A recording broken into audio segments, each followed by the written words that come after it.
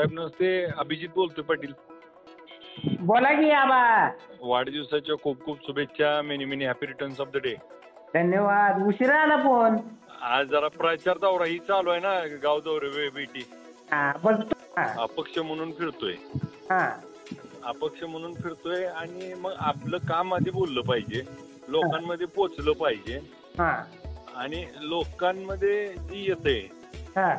आणि आता आपलं फर्स्ट काम काय आहे की लोकांना भेटणं, लोकांचं समजून घेणं, काय म्हणणं आहे काय नाही, नेमके प्रश्न काय आहेत आणि त्यांच्या ह्याला आपण काय करू शकतो.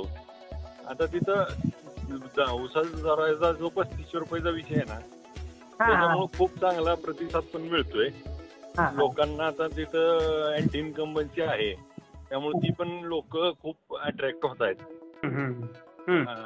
पवार साहेबांकडे. बर बर बर बर. त्यामुळं त्या गर्दीमध्ये आपण नसल्यामुळं लोकांना आपण आपल्या अपक्षाचा पर्याय घेऊन पुढे जातोय.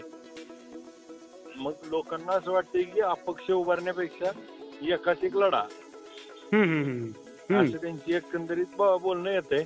बरं आबा, मग म्हणजे तुम्ही ठरवलंय काय म्हणजे आता सध्या? आता लोकांना भेटलं पाहिजे, विषय समजून घेऊ आणि माझा दौरा पूर्ण झाला की मला पण अनालिसिस होतंय, मग आपल्याला सविस्तर त्याच्यावर विचार करून निर्णय घेता येईल. बरं.